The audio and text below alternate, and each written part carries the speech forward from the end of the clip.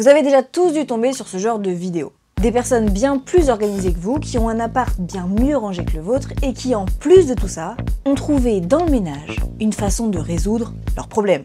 My house is clean. You feel better. What my brain is like, I can think. Alors même si d'extérieur ça nous paraît malin, ça nous paraît utile, ça nous paraît inoffensif et surtout très esthétique, moi je me demande quand même si dans la réalité, fuir ses problèmes pour aller passer le balai, c'est vraiment si bien que ça. Parce que si on en croit ce que dit la psychologie, déplacer un stress sur une activité de manière aussi compulsive et quotidienne, bah ça reviendrait tout simplement à se créer une stratégie d'évitement. Changer les idées et éviter de trop penser à ses soucis, le maniaque va s'occuper des objets. Tant à leur place ces objets et en contrôlant son environnement, il a l'impression de maîtriser sa vie. Donc vous l'aurez compris, dans cette vidéo, on va parler de la trend Clean Talk et des éventuelles poussières qu'elle peut laisser, non pas sur nos meubles, mais bel et bien dans nos cerveaux. Bienvenue sur ma chaîne et bienvenue dans l'antre des Brie Van Der Kamp. Et si vous voulez avoir une navigation internet aussi clean que l'appart de certains, sachez que cette vidéo est sponsorisée par NordVPN. NordVPN, pour les rares personnes qui ne le connaîtraient pas, c'est un outil de cybersécurité tout en un qui ne cesse d'évoluer. Ça vous garantit l'anonymat et la confidentialité partout où vous vous trouvez, ça protège vos données contre les menaces extérieures comme quand vous êtes dans un wifi public, et ça vous prévient même en cas de fuite de données personnelles grâce à la surveillance Dark Web. Grosso modo, c'est un peu le garde du corps de vos données en ligne. Mais c'est pas tout. En ce moment, grâce à la fonctionnalité Géologue, vous avez en plus de ça la possibilité d'avoir un YouTube sans pub, pour ce faire on passe par l'Albanie, ou encore d'avoir accès à YouTube Premium moins cher en passant par des pays comme l'Argentine. Perso, j'utilise cette fonctionnalité de plusieurs façons, pour YouTube ou des billets d'avion, oui, mais aussi pour avoir accès à des documentaires ou à des documents de recherche non disponibles en France. Si vous passez par mon lien dans la description, vous pouvez obtenir une offre de 4 mois gratuits sur tout abonnement de 2 ans souscrit. Donc si vous prenez la formule essentielle par exemple, ça vous revient à 2,90 € le mois pendant 28 mois, soit le prix d'un café. Voilà, comme d'habitude, si ça vous intéresse, rendez-vous dans la description. On remercie bien fort NordVPN de soutenir la chaîne, et maintenant que vous savez tout, revenons à nos moutons. Bon, avant de s'attaquer aux problèmes de notre génération, il serait bien de rappeler que la passion qu'ont nos cerveaux pour le ménage, eh bien ça ne date pas d'hier. Depuis la nuit des temps, on sait que ranger et nettoyer, c'est bien. Ça enlève les microbes et c'est vachement plus joli. Et au-delà de ça, avoir sa maison propre et rangée, avant d'être une trend sur TikTok, c'était surtout logique. Avec le temps, le ménage est devenu une réelle industrie marketing et avoir sa maison propre, un vrai gage de bienséance. Et même si certains aujourd'hui nous parleraient d'une injonction, bah ça a quand même eu le bénéfice de nous rendre conscients de ce qu'est un gros crado et de ce qu'il n'est pas, donc c'est quand même bénef. Alors je sais, on pourrait croire que nous, Gen Z et Millennials, on est libres comme l'air et on s'affranchit des dictats à l'ancienne. Mais désolé de vous décevoir, en vrai, on s'en affranchit pas tant que ça. Ce qu'on fait surtout, c'est qu'on s'approprie ces fameux dictats et on évolue avec eux. Maintenant, avoir sa maison rangée, ça ne veut plus dire que t'es bonne à marier, ça veut surtout dire que t'es un ou une boss, parce que oui, cette trend touche aussi les hommes, mais ça fait surtout voir au monde entier que t'es vraiment chaud, parce que toi, t'arrives à tout gérer dans une vie des plus Pinterest friendly. Et ça, pour nos cerveaux, bah ça leur donne tout de suite plus envie d'aller passer l'aspi. Et le moins qu'on peut se dire, c'est que la niche du ménage et de l'organisation, elle a conquis bien des algorithmes. On a des vidéos avant-après dignes d'un C'est du propre amélioré, des conseils pour ranger ses œufs de manière satisfaisante dans son frigo, et même des modes de vie entiers basés sur l'organisation. Hi, I'm Marie Kondo. I'm so excited to introduce my tidying course. Get ready to experience the life-changing magic of tidying now. Y a pas à dire, c'est satisfaisant. Et en soi, cet engouement pour le ménage à l'ère de la dépression et de la perte de sens, il est pas si choquant que ça. Le ménage est considéré par beaucoup de spécialistes comme une réelle activité thérapeutique. C'est prouvé que ça réduit le stress, l'anxiété et les sentiments de mal-être. En plus, mine de rien, le ménage, c'est quand même une activité qui t'occupe à la fois le corps et à la fois l'esprit. Donc c'est une très bonne façon de pratiquer le mindfulness. Très à la mode, je vous l'accorde, mais ça a quand même des vertus non négligeables. Donc sur le papier, c'est tout bénef. Mais toute cette propreté très aesthétique, est-ce qu'elle aurait pas quelques vices cachés? Parce que si on s'y intéresse de plus près, dans le ménage, qu'est-ce qu'il y a de si satisfaisant? L'accomplissement de faire quelque chose, oui, inévitablement, mais aussi et surtout la sensation de contrôle qui en découle. Quand tu ranges un truc, t'as l'impression de ranger un truc dans ton cerveau. Et ce truc-là, très précisément, spoiler alerte, il ne nous veut pas que du bien. Alors pour comprendre un peu mieux le fond du problème, il faut déjà qu'on comprenne de quoi on parle. Comment un truc aussi inoffensif que le ménage peut devenir problématique? Et en fait, la réponse, elle est assez simple. Quand tu vis un truc désagréable et que tu le traites pas, tu l'enfouis. Tu le mets dans ta case « je verrai ça plus tard ». Sauf que le petit problème, c'est qu'en général, ta case « je verrai ça plus tard », bah à un moment donné, elle finit par déborder. Bah oui, parce que c'est bien mignon, mais si on est réaliste, on n'a pas le temps de traiter toutes les émotions qui nous traversent tous les jours. Et heureusement, ça nous coûterait bien trop cher en psy, et surtout ça voudrait dire qu'on passe notre temps à se poser des questions existentielles.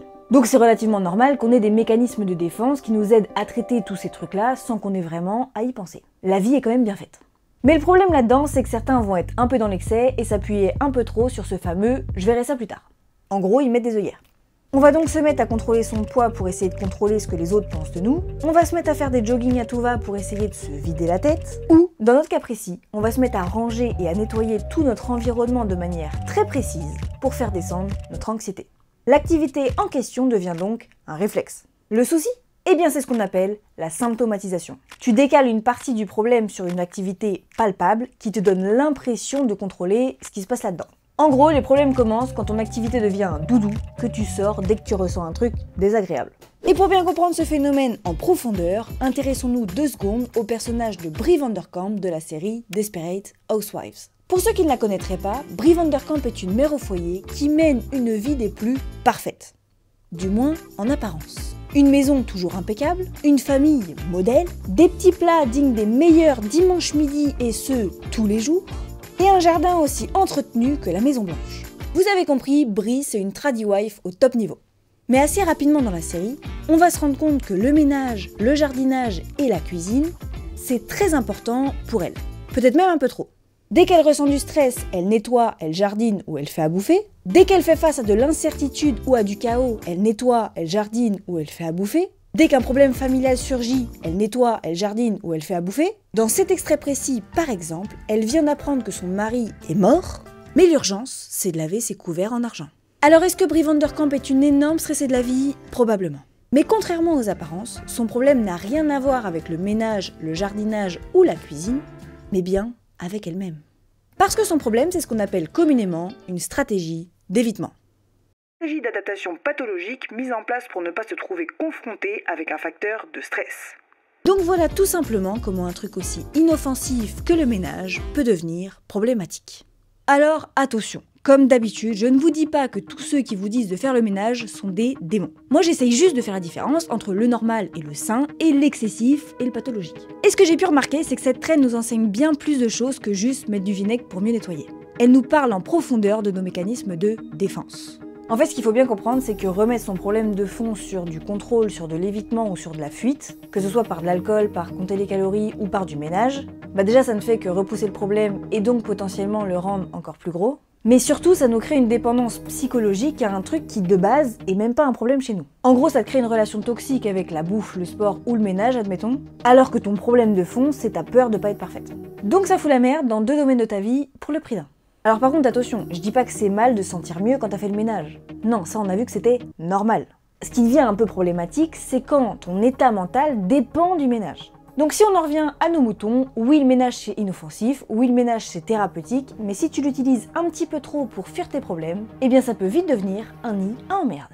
Bon par contre on va tout de suite se mettre d'accord sur une chose, il y a quand même peu de personnes dans ce monde qui vont devenir des vrais maniaques obsessionnels parce qu'ils ont regardé une trend TikTok. Soyons réalistes. Parce que comme je le répète à chaque fois, 90% de cette traîne, elle fait rien de mal. C'est juste des gens qui partagent des hacks et des astuces pour nettoyer sa baraque. Mais ce qui m'a vraiment fait réagir à cette trend, c'est des contenus comme celui-ci. Therapy isn't enough. I need to deep clean my whole house to feel better. Parce que ça normalise le fait que ton état mental dépend de l'activité que t'as faite ou pas. Non, je le répète, ton état mental ne doit pas dépendre du poids que t'as perdu, ne doit pas dépendre du sport que t'as fait, ne doit pas dépendre du ménage que t'as fait. Et malheureusement, ce qu'on a tendance à oublier, c'est que c'est pas parce que c'est quelque chose d'inoffensif que ça fait pas de mal. Boire de l'eau, c'est bien, mais boire trop d'eau, c'est mal. Et bah là, c'est pareil. En fait, le problème de fond, c'est souvent le même. Les réseaux, ça nous crée des idéaux. Exactement comme la télé ou les magazines à l'époque de nos parents. On nous dit clairement quel est l'idéal à atteindre dans plein de domaines de nos vies. Et là, l'idéal, il est très clair. C'est avoir un appart à esthétique, où il n'y a pas une poussière qui traîne, et où on a tous les derniers hacks à la mode pour être organisé. Et oui, ça motive et ça inspire plein de personnes, c'est très bien. Mais moi, quand je tombe sur ce genre de contenu, j'ai qu'une envie, c'est d'aller ranger. Mais ça crée aussi, et ce de façon complètement inévitable, une anxiété de perfection.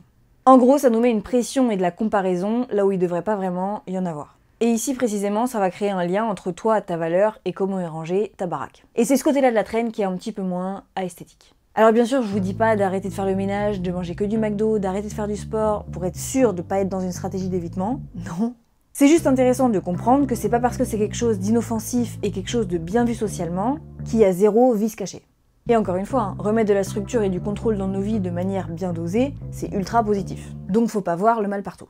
Le truc, c'est de pas dépasser une certaine limite où l'activité en question ne devient plus un échappatoire, mais une prison. Après, la jauge de c'est trop ou c'est pas assez, c'est à chacun d'entre nous de la trouver. Si on prend l'exemple de Thibaut InShape, beaucoup peuvent se dire qu'il est complètement accro au sport. Mais est-ce que ça a l'air de le déranger? D'extérieur, pas vraiment. Est-ce que ça a l'air de l'empêcher de réussir sa vie? Non plus. Honnêtement, il a l'air très heureux comme ça et la jauge, c'est lui qui la met. On n'est personne pour savoir mieux que lui. Et si un jour vous vous rendez compte que vous êtes allé un peu trop loin dans un domaine, même s'il est hyper sain et inoffensif, rappelez-vous que c'est probable que le problème de fond, il soit pas du tout en lien avec l'activité en elle-même. C'est juste une stratégie que vous avez mis en place pour contourner votre problème. Je finirai cette vidéo par rappeler que même des trucs inoffensifs comme manger sain, boire de l'eau, faire du sport, nettoyer, même si ça peut faire énormément de bien, si on s'en sert de la mauvaise façon, ça peut aussi faire beaucoup de mal. Car je veux du sale pour l'amour du ciel. Je veux du sale pour l'amour du ciel.